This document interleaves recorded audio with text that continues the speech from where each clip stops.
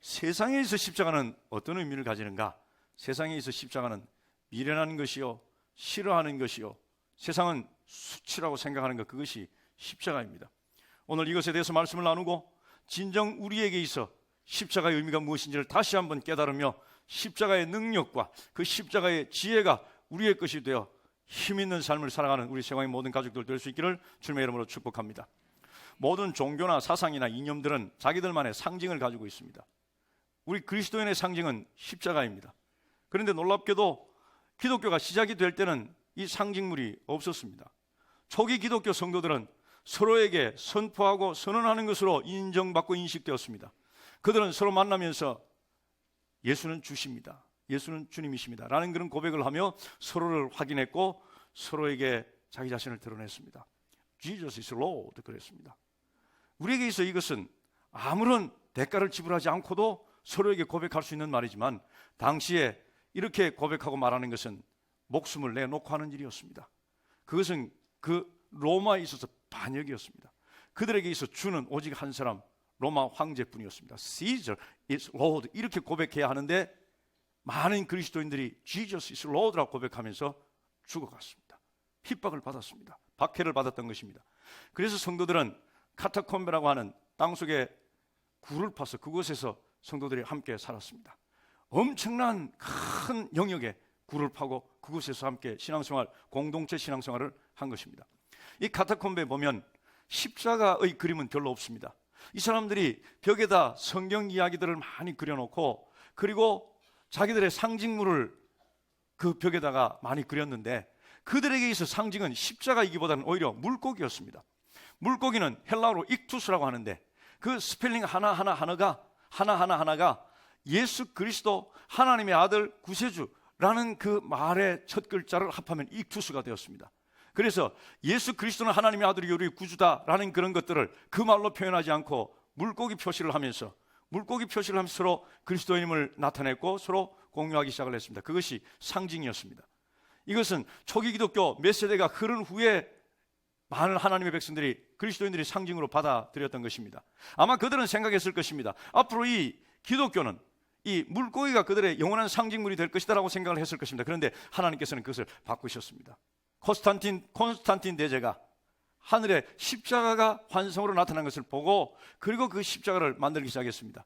처음 시작은 마치 우상 숭배의 경향이 조금 있었습니다. 그러나 하나님께서는 그것을 사용하셔서 이 시대 하나님께서 하신 놀라운 그 일들을 우리 그리스도인들의 신앙을 십자가로 대변하게 하신 것입니다.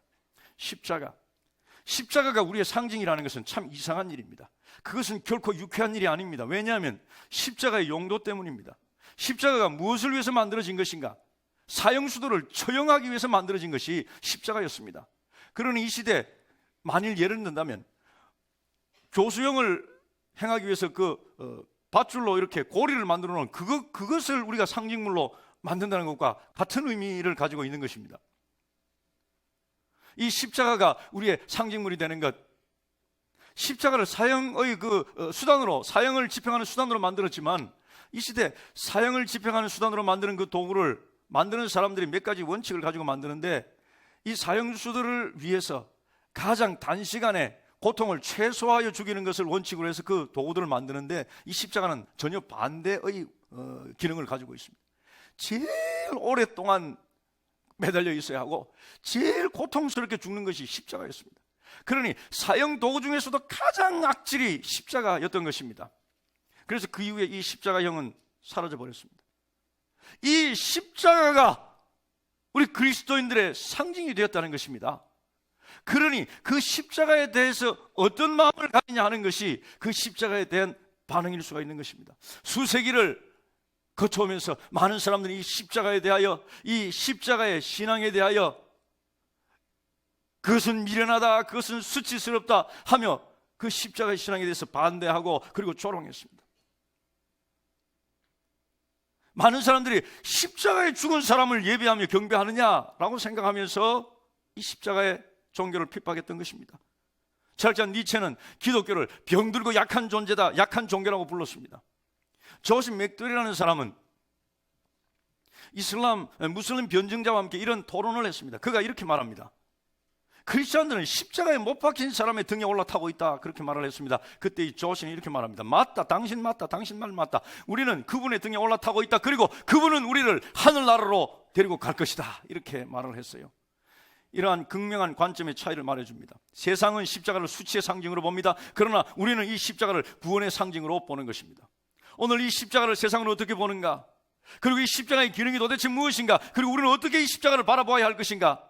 십자가에 대한 의미, 마지막 결론으로 하나님께서 오늘 우리에게 주시는 음성을 듣기를 원합니다. 첫째, 이 십자가를 세상은 싫어한다는 것입니다. 고린도전서 1장 23절 말씀 같이 한번 읽겠습니다.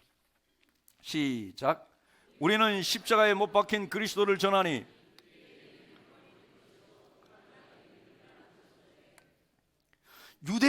유대인에게는 꺼리는 것이고 이방인들에게는 미련한 것이다, 그렇게 성경은 말씀하고 있습니다. 여기에 유대인과 이방인, 이방인은 곧 다음 절에 헬라인을 말하고 있습니다. 이 유대인과 헬라인은 이 시대, 이 세상을 대표하는 그런 사람들일 것입니다. 이 시대가 무엇을 추구하는지를 우리에게 보여주는 그 대표적인 사람들입니다. 유대인은 이 십자가가 그들에게서 거리낌이 되는 이유는 십자가가 그들의 요구와 그들의 필요로 한 것을 채워주지 못하고 있기 때문입니다. 그들이 원하는 것은, 메시아가 이 땅에 오셔서 하기를 원하는 것은, 예수 그리스도께서 메시아라면 그분이 이 세상에 와서 하기를 원하는 것은 군대를 동원하고 그가 가진 그 신적 능력을 동원하여 로마를 전복시키고 그리고 그들을 해방시키고 정치적으로 그들을 구원하는 그 메시아가 나타나기를 바랐고 예수님에게 그것을 요구했습니다. 그런데 예수님은 그 요구에 절대 부응하실 수가 없었습니다. 예수님은 정치적으로 그들에게 구원을 이루고 그들에게 구원을 주는 것이 아니라 영적으로 사탄에게 종되었던 그들을 그 사슬에서 풀어주시고 그리고 그들에게 구원을 주시는, 그것이 우리 주님께서 이 땅에 오신 목적이었기 때문입니다. 이 세상은 정치적인 권력을 요구하고 있습니다. 그런데 우리 주님께서는 그 정치적인 힘을 전혀 보여주시지 않았습니다. 예수님께서 기적을 일으키실 때 사람들은 예수님께 몰려왔습니다. 그리고 우리의 왕이 되어주세요 그랬습니다. 이분이 우리의 왕이 되면 우리는 정치적으로, 군사적으로 이 로마를 전복시키고 이 다윗의 왕조를 다시 세울 수 있다고 생각한 것입니다. 그런데 우리 주님께서는 그것을 거절하셨어요. 그 가능성이 되는 모든 것들을 다 거절하셨습니다. 우리 주님 기적을 일으키시고 사람들에게 아무한테도 말하지 마라 말씀하셨던 것은 그것으로 인해서 예수님을 정치적인 지도자로 삼으려고 하는 그런 그들의 의도를 우리 주님께서 알았기 때문입니다. 그들이 얼마나 실망했겠습니까? 다음 주일이면 우리 종려주의를 맞이하는데 우리 주님께서 왕으로 예루살렘 성에 입성하십니다. 왕으로 예루살렘 성에 입성하시는 바로 그분의 모습이 이제 성경 기록되어 우리가 그것을 살펴볼 텐데, 그때 이 예루살렘 성 안에는요, 유월절날 반란과 폭동의 가능성이 많았기에 빌라도 총독도 와 있었고 헤롯 왕도 와 있었습니다. 그들이 그 예루살렘 성으로 들어올 때 사람들은 그들이 예루살렘 성으로 들어오는 그 모습들을 보았을 것입니다. 왕의 입성, 그리고 그 수없이 많은 군사들, 그 군사들을 앞세워서 들어오는 그 이 세상의 권세 권력에 입성하는 모습을 그들은 보았을 것입니다. 그리고 우리의 왕이신 예수 그리스도께서 입성하시는 모습을 비교합니다.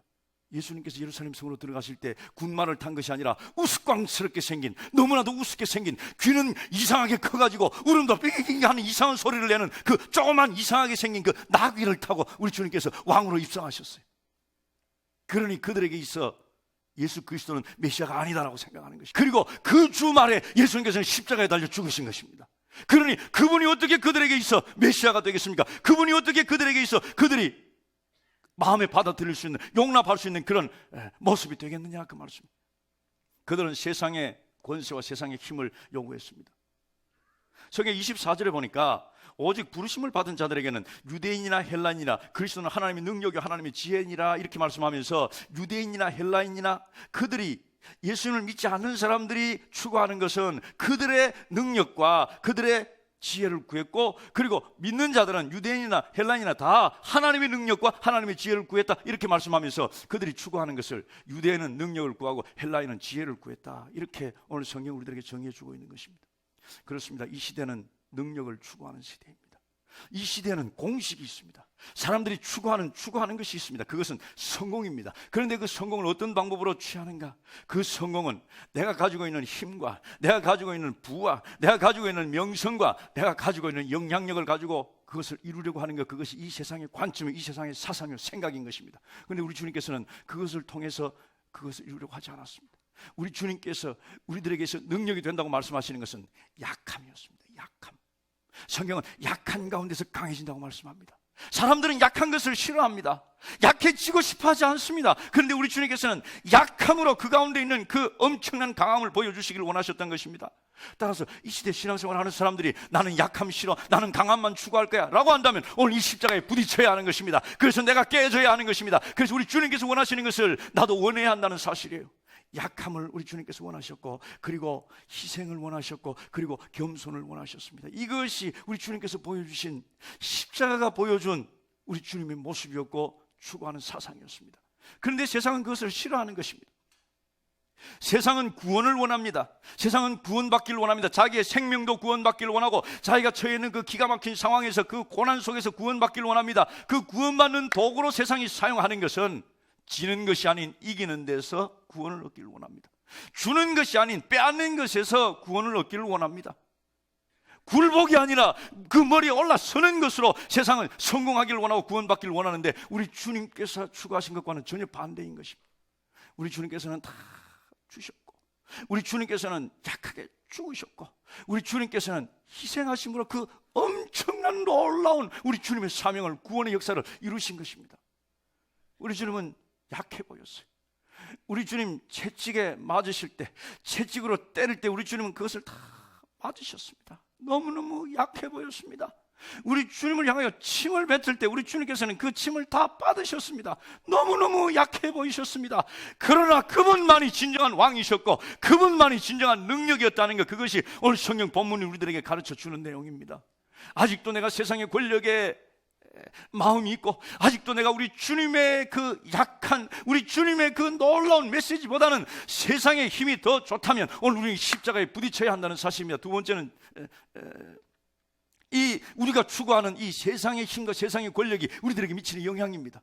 우리들로 하여금 모든 관계가 다 망가지게 만드는 것, 그것이 하나님의 능력이 아니라 이 세상의 능력인 것입니다. 이 세상의 능력은 우리의 지위와 우리의 가지고 있는 소유와 우리의 부와 우리의 영향력입니다. 이것은 먼저는 하나님과의 관계를 망가뜨립니다. 하나님께서는 우리가 그것을 가지기를 원치 아니하시는데 우리가 그것을 추구한다면, 오늘 본문에 있는 대로 이 세상이 자기의 지혜로 하나님을 알지 못한다고 말하고 있습니다. 우리가 우리의 지혜와 우리의 권력과 우리의 힘을 추구한다면 우리는 하나님을 알지 못합니다. 따라서 하나님과 관계가 망가지는 것입니다.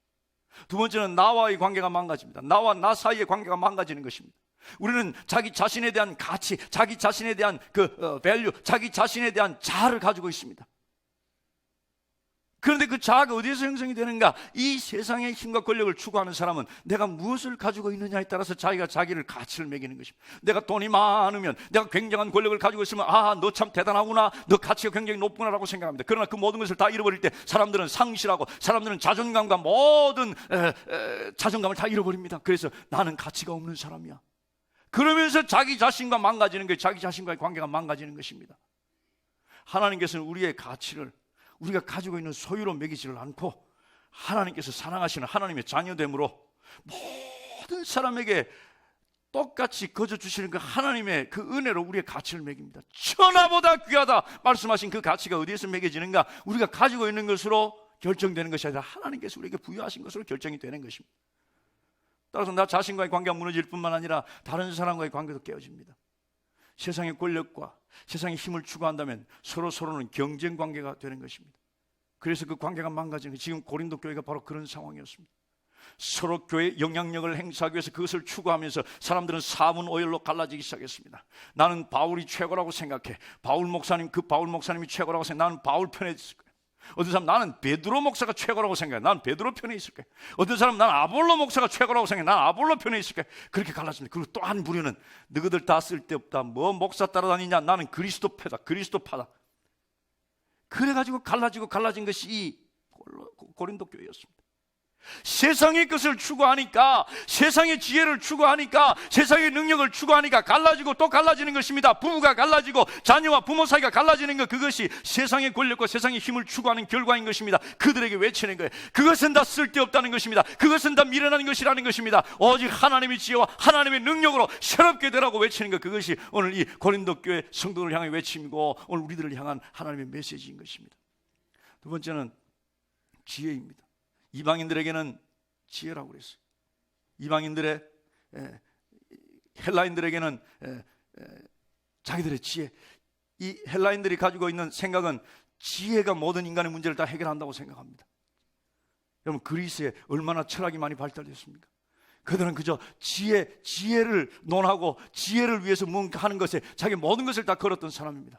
그래서 지혜가 굉장히 많이 발전이 되었어요. 발달이 되었습니다. 이 시대까지 계속 이 지혜와 지식이 발전되면서 지금은 엄청난 꽃을 피우고 있습니다. 얼마나 많은 지식이 발전되고 얼마나 많은 지혜가 이 땅에 영향을 주고 있습니까?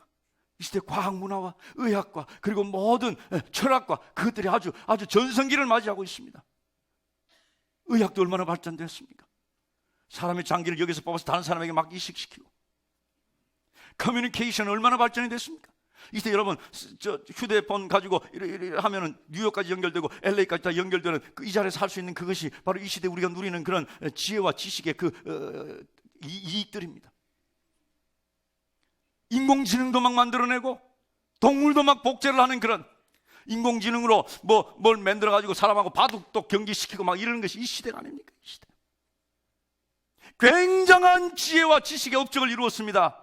그래서 인간의 문제가 해결됐나요? 아니라는 사실이에요. 인간의 문제는 무엇이었습니까? 죄의 문제였습니다. 처음부터 가지고 있었던 것이 죄의 문제인데, 지식이 발전하고 지혜가 발전하면서 이 인간의 문제, 이 가장 근본적인 인간의 문제를 해결하면서 발전하고 있는 거 아니라는 사실에 그것을 더 심화시키고, 이 시대보다 이렇게 지혜가 발전하고 지식이 발전하는 이 시대보다 더 악했던 세대는 역사상 없을 정도로 이 시대가 가장 부도덕하고 가장 악한 시대가 되고 말았습니다. 사람이 사람의 길을 포기하는 사람이 너무 많은 사람, 어떻게 자식에게 그렇게 할 수 있으며 사람이 사람에게 그렇게 할 수 있는가 라고 한탄하며 외치는, 사람이 정상으로 보이지 않는 그 시대가 바로 이 시대입니다. 따라서 인간의 지혜와 인간의 지식은 사람의 문제를 해결할 수 없다는 것, 그것이 분명하게 극명하게 드러난 것이 오늘 하나님의 말씀이에요. 우리는 이 시대에 혹시라도 이 세상의 지혜와 이 세상의 능력을 추구하는 사람들이 있다면, 우리는 진정 십자가에 부딪혀 우리의 자아가 깨지면서 정말 필요한 것이 하나님의 능력이 하나님의 지혜임을 알아 십자가만 바라보고 살아가는 우리들 모두가 될 수 있기를 주님의 이름으로 축복합니다. 두 번째, 십자가는, 세상은 십자가로 말미암아 심판을 받는다는 것입니다. 성경 18절 말씀 우리 같이 한번 읽겠습니다. 시작. 십자가의 도가 멸망하는 자가 있고 십자가의 도가 있고 미련한 것이 있습니다. 멸망하는 자는 십자가의 도를 받아들이지 않았기 때문에 멸망하는 것입니다. 그들은 십자가를 미련한 것이다라고 말하는 것입니다. 따라서 이 십자가는 사람을 심판합니다. 십자가를 미련한 것이다라고 받아들이지 않는 사람은 심판을 받게 되어 있다는 그 말씀입니다. 무엇으로부터 심판을 받습니까? 사람의 교만함, 그 사람의 교만함에 펀치를 날리고 그 교만함을 강타하는 것이 바로 십자가의 능력이라는 거예요. 십자가 위에서 붉은 피가 뚝뚝 떨어지면서 우리에게 외치는 소리가, 너희들은 너희들의 힘으로 절대 구원받을 수 없다는 것, 너희들의 선함과 너희들의 행동으로는 절대 구원받을 수 없다는 것을 십자가에서 떨어지는 피의 방울방울이 외치고 있는 것입니다. 사람들은 교만해서 자기의 의와 자기의 선행과 자기의 힘으로 구원받을 수 있다고 생각을 합니다. 그래서 사람들은 사랑하는 사람의 죽음 앞에서, 또 사랑하는 친구가 또 그 가정에서 죽은 그 사실 앞에서, 착한 일 했으니까 좋은 데 갔을 것입니다. 당신 착한 일 했으니까 참 천국 가겠네요. 이렇게 말하며 자기들의 착한 행동과 자기들의 의로운 행실이 우리를 마치 구원할 것처럼 그렇게 말하고 있습니다. 그렇지 않아요. 성경은요, 우리들의 착함과 우리들의 의는 걸레 같다고 말하고 있는데, 이제 그것을 살펴볼 것입니다. 우리의 착함, 저도 참 저보고 착하다고 그래요. 참 선하다고 그래요. 참 의롭다고 그래요. 의로운 일을 많이 한다고 그래요. 믿거나 말거나. 그런데 제 자신을 바라보면요, 제가 착한 일을 한다 할 때 그 착한 일을 하는 것이 100% 착한 일인가 하면 그것이 아니라는 사실이에요. 거기에 얼룩이 져 있다는 거예요. 거기에 뒤에 계산이 있다는 거예요. 아무도 모르는 내 속에 숨겨진 그런 악한 것이 나의 착함 속에 묻어 있다는 것입니다. 그것이 저예요. 그것이 우리 모두라는 사실입니다. 그러니 절대로 우리의 착함과 우리의 의로움으로는 구원 얻을 수 없는 것, 그것이 원리예요. 그것이 진실입니다. 우리가 죄인이기 때문에, 죄 속에서 있기 때문에 우리가 얼마나 죄인인지는 잘 모릅니다. 죄 속에 있으니 니도 죄인 나도 죄인이니까 그냥 다 비슷하게 죄인 그 정도인 줄 압니다. 그러나 하나님께서 보실 때 우리는 얼룩 정도가 묻은 죄인이 아니라 구덩이에 오물이 가득 차 있는 그런 모습으로 하나님 앞에 있는 죄인이라 그 사실이에요. 그 죄인은 스스로를 절대로 구원할 수 없다는 것입니다. 십자가만 그들을 구원할 수 있는데 어떤 이들은 십자가를 미련하다라고 말하며 그것을 거절할 때 그들은 구원받지 못한다는 사실이에요. 이사야 64장 6절 말씀 같이 한번 읽겠습니다. 시작. 우리는 다 부정한 자가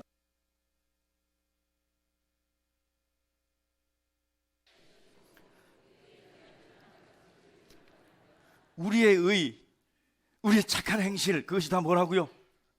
더러운 옷과 같다고 그랬어요. 더러운 천과 같다는데 사실은 걸레와 같다, 바로 그 말씀입니다. 아무리 내가 착한 일을 해서 세상이 다 그 사람 착하다 그렇게 말하면서 그 사람을 칭송한다 할지라도 그 의가 하나님 볼 때는 그냥 걸레 같은 것이다, 그 말씀. 여러분들은 이렇습니다. 제가 주일날 입기 위해서 양복을 좋은 것으로, 멋있는 것으로 샀습니다. 그리고 그것을 가지고 오다가 진흙 구덩이가 있는데 그 진흙에다 던져가지고 거기서 진흙을 묻혔습니다. 그리고 가지고 와서 다음날 아침에 사람들이 다니는 길에다 내놓고 사람들 밟고 지나가게 했습니다. 그리고 가지고 들어오는데 개가 터여놓은 오물이 있었습니다. 그것을 옷으로 닦았습니다. 그리고 그날 저녁에 그것을 입고 서울에서 가장 좋은 식당에 가서 밥을 먹으려고 들어갑니다. 저를 들여보내줄까요? 안 보내줘요. 여러분 잘 모르시는 모양인데 그렇게 입고 가면 안 들여보내줘요. 그래서 나가라 그럴 겁니다. 그러면 나 예약했단 말이야. 그래도 소용없을 겁니다. 당신 자꾸 이러면 경찰 부릅니다. 이럴 겁니다. 왜냐하면 내가 거기에 들어갈 만한 그런 옷을 입고 있지 않았기 때문에, 준비가 되지 않았기 때문입니다. 우리의 죄의 모습이 그렇다는 얘기예요. 그러한 우리 곁에 십자가가 서서 우리에게 우리 모습을 드러나게 하시고 우리 모습을 보게 하시는 것, 그것이 십자가입니다. 우리의 그 교만 위에 십자가가 세워져야 하는 것입니다. 나는 내 선함으로, 내가 이 땅에서 열심히 선하게 잘 삶으로 내가 천국 갈 수 있어, 내 영혼을 구원할 수 있어라고 생각하며 소리치는 그 인간의 교만, 그 위에 십자가가 꽉 세워져 있어야 한다는 사실이에요. 그렇게 세워졌다는 사실입니다. 우리 주님의 십자가 곁에 두 강도가 있었습니다. 우리는 한 강도만 많이 생각합니다. 그 강도, 예수님을 향해서 주님의 나라에 이를 때 나를 기억해 주세요, 그렇게 말했던 우리 주님께서, 그래 오늘 네가 나와 함께 낙원에 있으리라, 그 천국 강도가 있고, 우리가 잘 기억하고 생각하지 않지만 그 반대편에 지옥에 간 강도가 있어요. 그 강도는 십자가를 무시했습니다. 십자가를 미련하다 했습니다. 십자가가 수치라고 생각했습니다. 십자가가 아무런 능력이 없다고 생각을 했습니다. 그래서 십자가를 욕하고 십자가를 수치스럽게 생각하고 십자가를 미련하다 하고 십자가를 향해 저주하고 맹세했습니다. 그는 지옥에 갔습니다. 십자가는 이렇게 두 부류의 사람으로 나누는 것입니다. 이 시대 우리가 세상의 모든 사람들 다 함께 사니까 그냥 그렇게 해가지고 영원토록 그냥 다 죽고 난 후에도 같이 그냥 적당히 묻어서 다 갈 줄로 생각하십니까? 아니라는 사실, 분명하게 마치 홍해가 갈라지는 것처럼 쫙 갈라져서 하나님 편에 그리고 세상 편에 있는 사람들을 구분할 그날이 온다는 사실입니다. 그 가르는 것이 십자가라는 사실, 오늘 그 십자가 앞에 있음을 감사하시기를 주님의 이름으로 축복합니다. 세 번째, 십자가로 말미암아 구원을 받는다는 것입니다. 18절 말씀, 상반부 그리고 하반부에 있는 말씀인데 같이 한번 더 읽겠습니다. 시작. 십자가의 도가 멸망하는 자들에게는, 그렇습니다. 십자가의 그 능력으로 말미암아 우리가 구원을 받는다고 말하고 있습니다. 말씀하고 있는 거예요. 구원에 관한 집약적인 하나님의 그 놀라운 사랑과 구원을, 성경에 나타난 그 사랑과 구원을 꽉 짜서 한 절로 요약한다면 아마 요한복음 3장 16절이 될 것입니다. 우리 요한복음 3장 16절 여러분들이 다 외우고 있는 말씀이니까 같이 한번 외워서 읽어보겠습니다. 시작.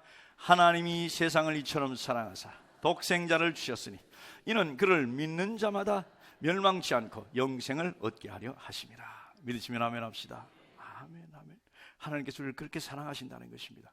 오늘 그것을 말씀드리려고 하는 것이 아니고 그 요한복음 3장 16절 앞에 요한복음 3장 15절이죠. 그 앞에 요한복음 3장 14절 잘 하시네요. 요한복음 3장 14절 말씀에 이렇게 기록되어 있습니다. 같이 읽겠습니다. 시작. 모세가 광야에서 뱀을 든 것 같이 인자도 들려야 하리니. 이 도대체 무슨 말인가? 뭐 뱀이 나오고 광야가 나오고, 여러분 이걸 잘 모르신다면 성경을 좀 많이 읽어야 합니다. 민수기에 나타난 이스라엘 백성들에게 있었던 사건입니다. 이스라엘 백성들을 하나님께서 출애굽시켜서 광야를 40년 동안 그들의 죄 때문에 40년 동안 가나안 땅을 향하여 방황하며 준비시키셨습니다.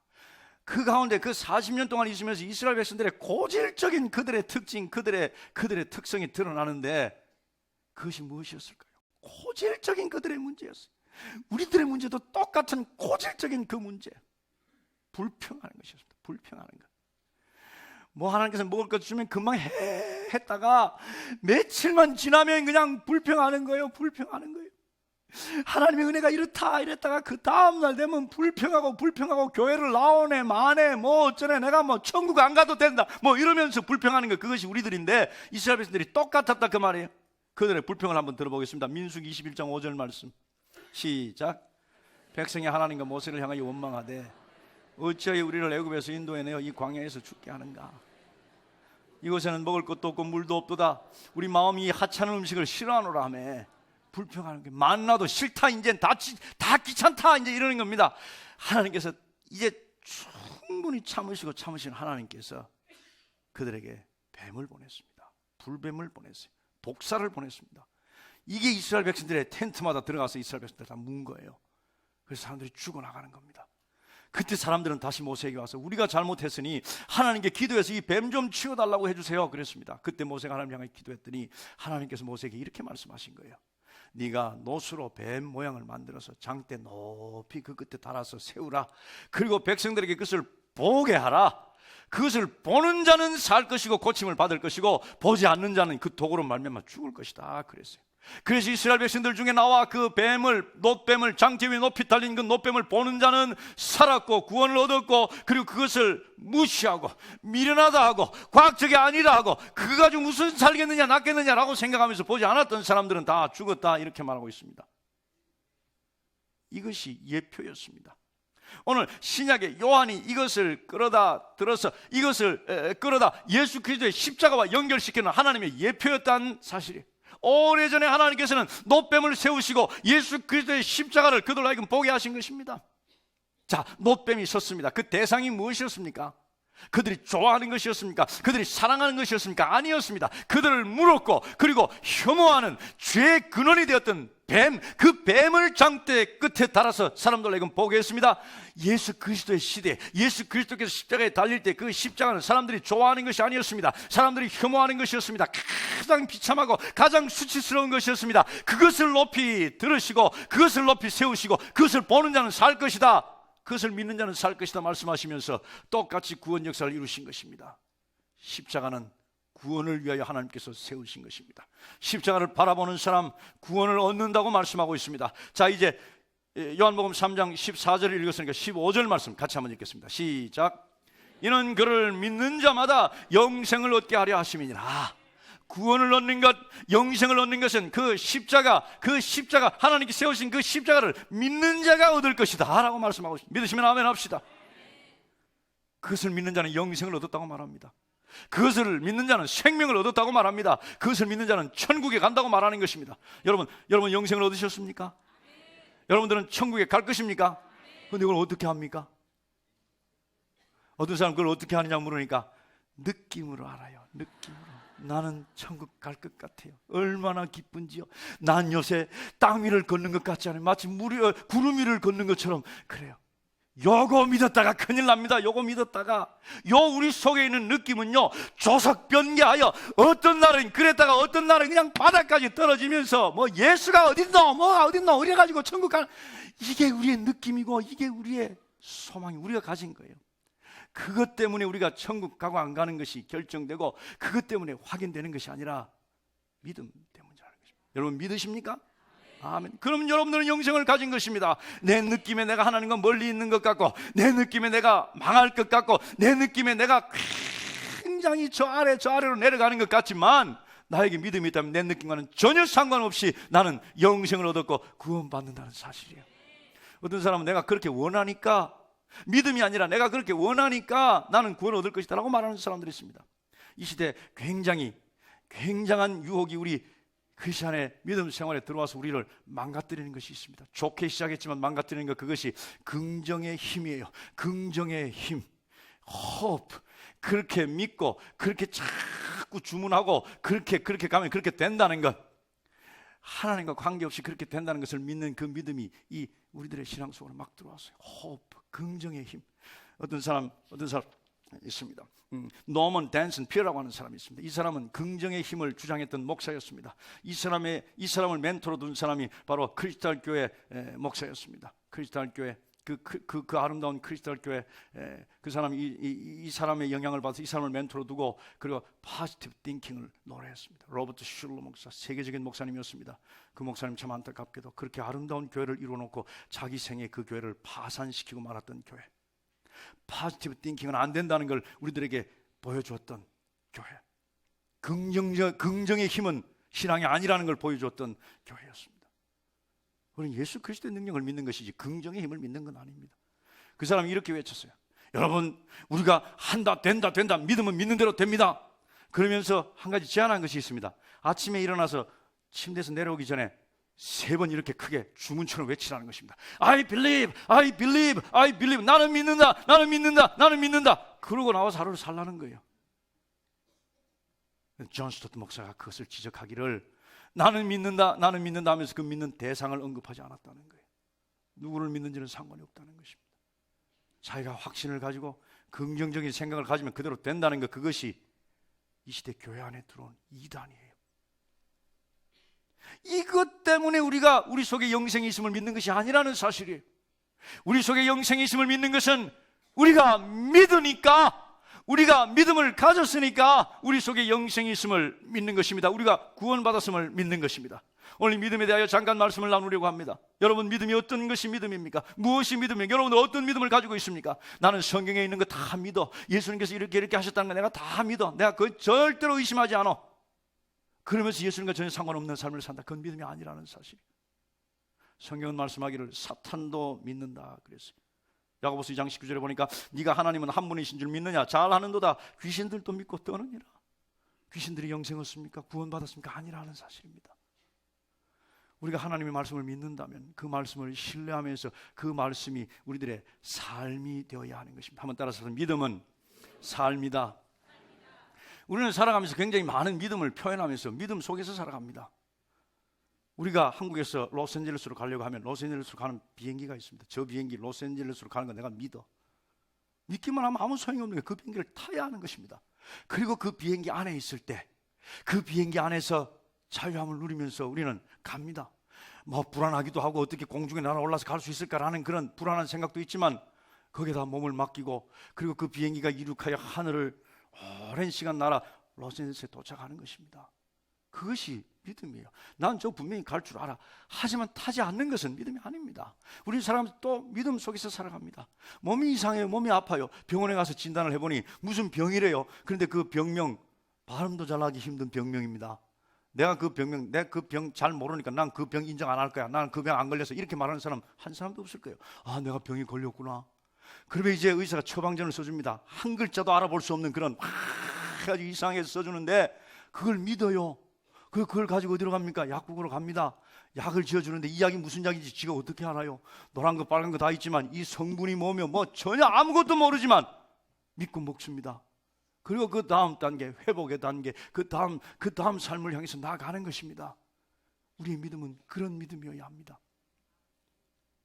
이 시대 하나님의 말씀을 읽고 그리고 하나님께서 믿기를 원하는 그것이 우리들의 삶 가운데서 나타나고 하나님께서 하라고 한 믿음으로 하라고 한 것을 하면서 하나님께 우리를 드리면서 우리 주 예수 그리스도 우리를 맡기면서 살아가는 것, 그것이 믿음이라는 사실이에요. 정확하게 말하면 하나님의 약속의 말씀을 믿고 그 약속의 말씀이 내 삶에 그대로 이루어질 것을 믿고 그리고 내 삶에서 그것을 기다리는 것입니다. 내 삶에서 그것이 내 삶에 오도록 내가 액션을 취하는 것, 내가 움직이는 것, 내가 활동하는 것, 그것을 믿음이라고 말하는 것입니다. 예를 한번 들어보면 이렇습니다. 제가 가끔 그렇습니다만 어디서 저에게 집회를 하라고 복음을 전하라고 설교를 하라고 초청을 합니다. 때로 비행기를 타고 간다고 생각합시다. 그쪽에서 이렇게 말을 합니다. 비행기를 타고 몇 시 몇 분에 어디 도착을 하면 공항 앞에 있는 거리로 나오십시오. 길로 나오면 10분 이내에 공항에 호텔에서 준비한 호텔에서 보내는 밴이 올 것입니다. 그 밴을 타고 호텔로 들어가셔서 여정을 푸십시오. 이런 계약이 있습니다. 이런 약속이 있어요. 제가 그 약속을 가지고 이제 갑니다. 비행기에서 내렸습니다. 그 약속에 따라서 길가로 나갔습니다. 비가 억수같이 쏟아집니다. 그러나 나는 기다리는 거예요. 왜? 차를 보낸다 했으니까. 그 차가 올 때까지 기다리는 거예요. 이게 믿음이라는 사실, 이게 순수한 믿음이라는 사실입니다. 성경이 그렇게 약속을 했으니까 반드시 내 삶에 그것이 이루어질 것이라는 것을 믿고 그 시간 다른 거 안 하고 그걸 기다리는 거예요. 근데 차가 아무리 기다려도 오지 않습니다. 그래서 들어가서 호텔에 전화를 했더니 우리가 깜빡 잊어버렸네요. 곧 보내드릴게요 해서 차가 왔습니다. 세상은 이렇게 잊어버릴 수가 있어요. 약속을 지키지 않을 수가 있습니다. 그러나 하나님께서 우리에게 약속하신 것은 끝내 지키신다는 사실, 그 시간에 그 자리에 그 밴은 반드시 오는 것입니다. 하나님의 약속의 말씀, 나에게 주시겠다고 약속한 말씀, 내가 믿지만 그 말씀에 대하여 전혀 반응하지 않고 사는 것이 아니라 그 말씀 믿고 그 자리에서 기다리는 거예요. 비가 억수같이 쏟아지지만, 상황은 전혀 그럴 것 같지 않지만 거기에서 기다리는 것. 왜? 하나님이 약속하셨으니까. 이것이 믿음이라는 사실이에요. 이런 믿음으로 하나님의 손 안에서, 전능하신 하나님의 손 안에서 살아가는 귀한 세왕의 모든 가족들 될 수 있기를 주님의 이름으로 축복합니다. 이 하나님의 놀라운 은혜로 우리는 구원받았습니다. 예수 그리스도를 믿는 믿음으로, 그 십자가에 달리셔서 우리를 위하여 죽으신 그 예수 그리스도를 믿는 믿음으로 우리는 구원받았다는 사실입니다. 우리가 구원받은 것을 이렇게 여러분들에게 얘기해 볼 수 있습니다. 이제 마지막 결론적인 부분입니다. 우리는 예수 그리스도의 십자가로 말미암아 구원받았습니다. 우리가 똑똑해서, 우리가 의로워서, 우리가 깨끗해서 구원받은 것이 아니라 하나님께서 예수 그리스도 때문에 우리를 구원하신 것입니다.